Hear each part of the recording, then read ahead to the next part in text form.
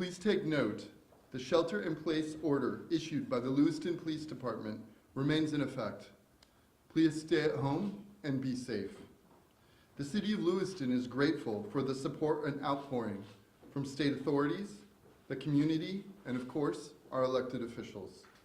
Speaking tonight will be U.S. Senator Susan Collins, U.S. Representative Jared Golden, and Steve Littleson, President and CEO of Central Maine Medical Center.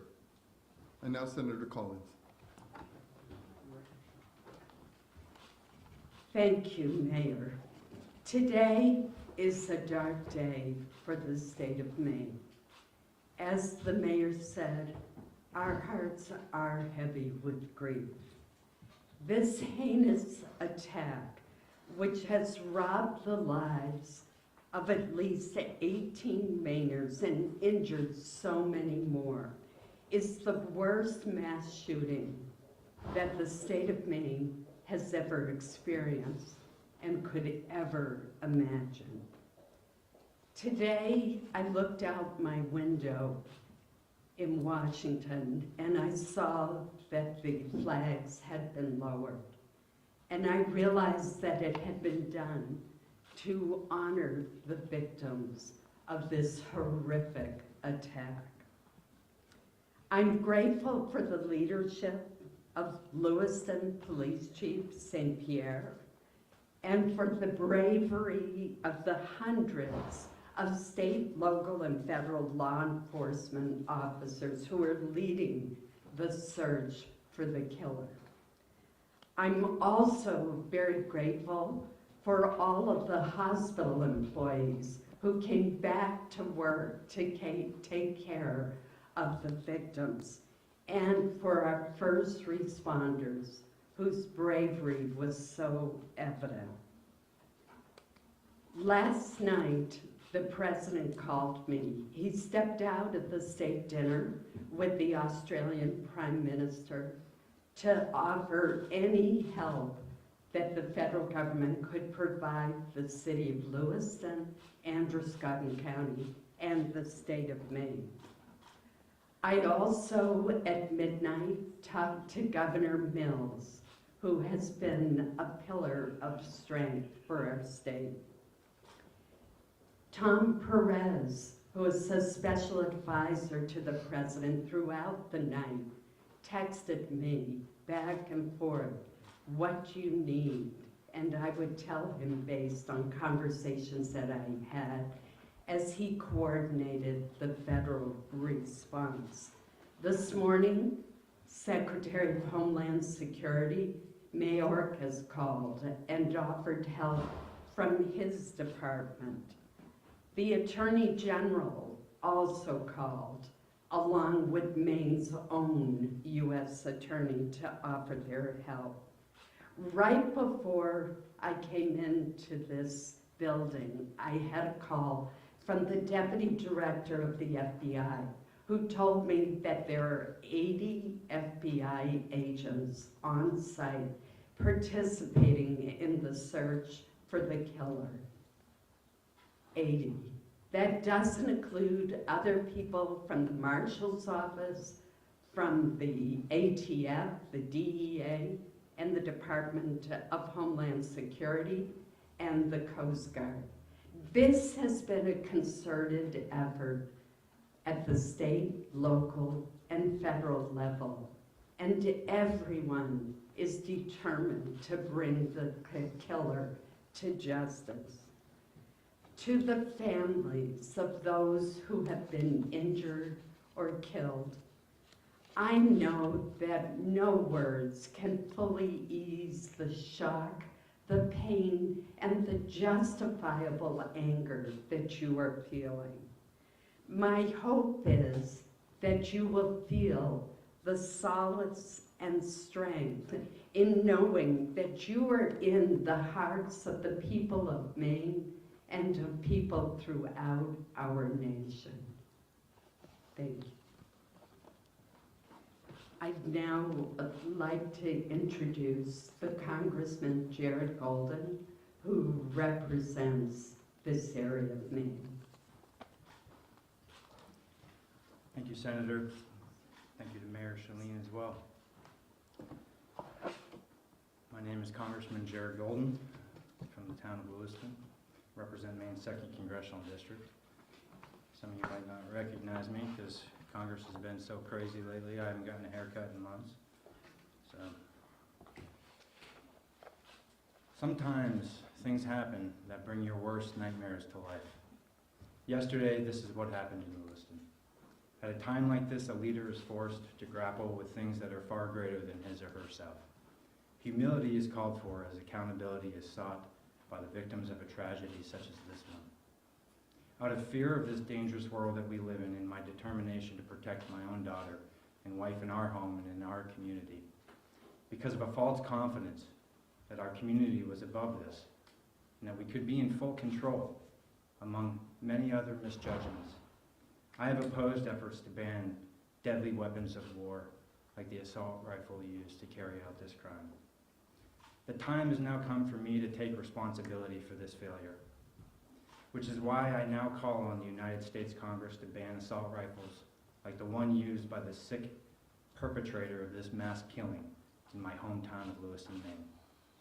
For the good of my community, I will work with any colleague to get this done in the time that I have left in Congress.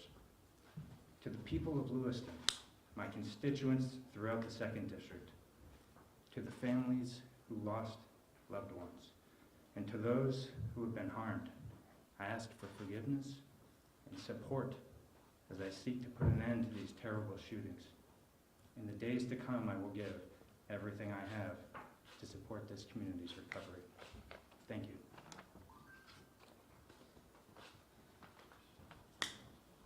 And now I would like to introduce Steve Littleson, President and CEO of Central Maine Medical Center. Good evening, everybody. I'm Steve Littleson, the CEO of Central Maine Healthcare, which includes Central Maine Medical Center here in Lewiston. On behalf of the 3,000 professionals and team members of Central Maine Healthcare, I too would like to extend our deepest condolences to the families of the victims of the events of last night. I would also like to acknowledge the compassion and the expertise and the teamwork displayed by the healthcare professionals in this community last night when called upon under the most extreme circumstances. Just to give you the numbers as we have them now, I know there's been some confusion, and I would like to take the opportunity to just let you know what we dealt with and what we have currently in our hospital. All but one of the patients that were taken from the scenes last night were brought to Central Maine Medical Center. One was transported directly to St. Mary's Medical Center here in Lewiston. Of those patients, 2 were treated and discharged. 1 of those patients was transferred from Central Maine Medical Center to Maine Medical Center in Portland. 3 patients unfortunately passed away in Central Maine Medical Center last night. Of those, 8 remain now, and we have 5 patients who are in stable condition, 3 who are in critical condition in our critical care unit. Just to give you a sense of the scope of what we dealt with within a relatively short period of time, last night within about 45 minutes to an hour, we had 6 fully staffed and running operating rooms at Central Maine Medical Center caring for the wounded and the victims. The professionals that were operating simultaneously in those 6 operating rooms included orthopedic surgeons, general trauma surgeons, urologists, vascular surgeons, as well as anesthesiologists and support personnel. I would like to also express our appreciation for all of the support that we received and continue to receive even through today. First from the city of Lewiston. Secondly, from law enforcement. We still have a law enforcement presence on the campus at Central Maine Medical Center.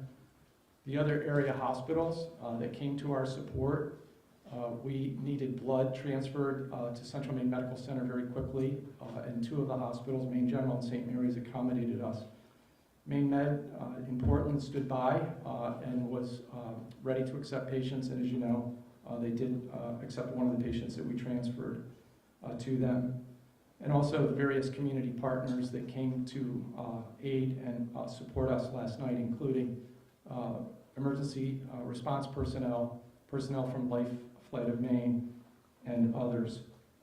As one of the counselors said to me before we walked in tonight, you know, often people underestimate our capabilities here to care for people locally. I think last night we proved that by working together, we can do just that under the most trying circumstances. Thank you.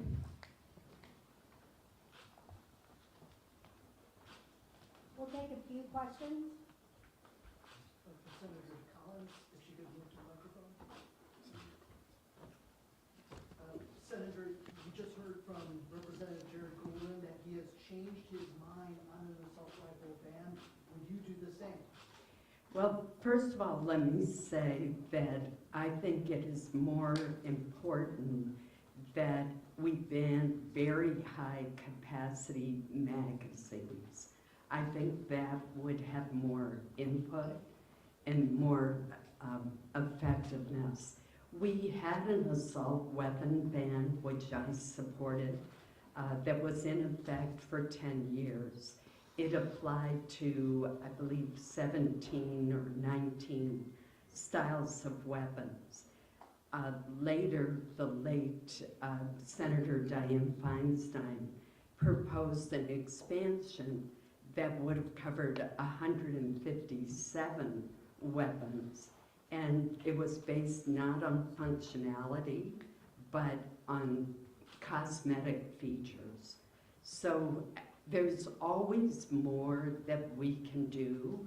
I was a co-author of the bipartisan Safer Communities Act, which provided funding, for example, for red and yellow flag laws and for mental health clinics, which I think is important as well. So certainly there's always more that can be done. Senator, a decade ago, though, you opposed legislation that limited access to expanded, stocks and firearms capacity. Are you suggesting that you would do something different now? I don't believe you're correct. For example, I was the lead Republican sponsor of a bill that would ban bump stocks, which have the ability to turn a semi-automatic into a fully automatic machine gun. And that legislation has not been enacted into law. There was an attempt to do it by regulation, but it was struck down by the courts. I still support the bump stock legislation. The other thing that I think we can look at is, and I advocated, was to increase the age at which you could purchase a high-capacity rifle from 18 to 21, the way it is for a handgun. Senator Collins, you mentioned there are a lot of questions about the whereabouts of Robert Card. You mentioned a number of agencies searching for him. Can you offer any more details regarding the whereabouts of Card or how close we're getting to finding him? I cannot, because I don't want to jeopardize the search for him in any way. I have talked extensively to law enforcement, and as I said just very recently with the FBI deputy director, but I certainly don't want to jeopardize the search in any way. Senator Collins, were yellow flag laws used in this case? You are a big advocate of them. Do you know if they were used in this case? I'm sorry, I Were couldn't. yellow flag laws used in this case? To mine, I don't know. That's a very good You question. said that Maine got it right when it came to yellow flag Maine laws. does have a good yellow But flag. if it's true, as we are hearing, that Robert Card had mental health issues and he was, the police put him forward for evaluation, you got it wrong. No, I don't know whether there was a report to trigger the yellow flag law. It's certainly on the face of the facts that we have. It But you'll be seems, concerned could about you let me finish, please? It certainly seems that on the basis of the facts that we have, that the yellow flag law should have been triggered. if in fact the suspect was hospitalized for 2 weeks for mental illness, that should have triggered the yellow flag law, and he should have been separated from his weapons. I'm sure after the fact that's going to be looked at very closely. Obviously, that's a state issue, and I do not have knowledge of what happened in that instance. Senator Collins, Mark Stone from Sky News, thank you for your time. I wonder if I could just ask you about the weapons again. Why do you think it is that you and so many other lawmakers in America believe it is right for Americans to have the right to own such high-velocity weapons? Well, first of all, let me say, and I'll repeat it again, that for 10 years we had a ban on certain kinds of assault weapons, and I supported that ban. And when George W. Bush proposed that it be extended for 10 more years, I supported that effort, which did not succeed. Later, years later, there was an attempt by former Senator Dianne Feinstein to greatly expand the number of weapons that would be covered by that ban, and it was based not on lethality, but more on how they looked, on cosmetic features. And I did not think that that was appropriate. We do have a Second Amendment in our country. And that gives And- people the right to own a weapon that powerful, you think? And Maine, I would point out, has one of the highest rates of gun ownership in the country and has a long heritage of responsible gun ownership. It has also had a very low rate of violence. What makes this crime so heinous is in a typical year, Maine might have 22 murders, and last night we almost approached the number for the entire year. Is anyone So thank here you agreed so on much. that? Is Thank anyone here briefed on the investigation to tell us? We we've cannot seen talk video about the of FBI. investigation yet, but thank you so much, and I appreciate your patience with us in this news conference. Thank you all. Thank you. Heather will let you in.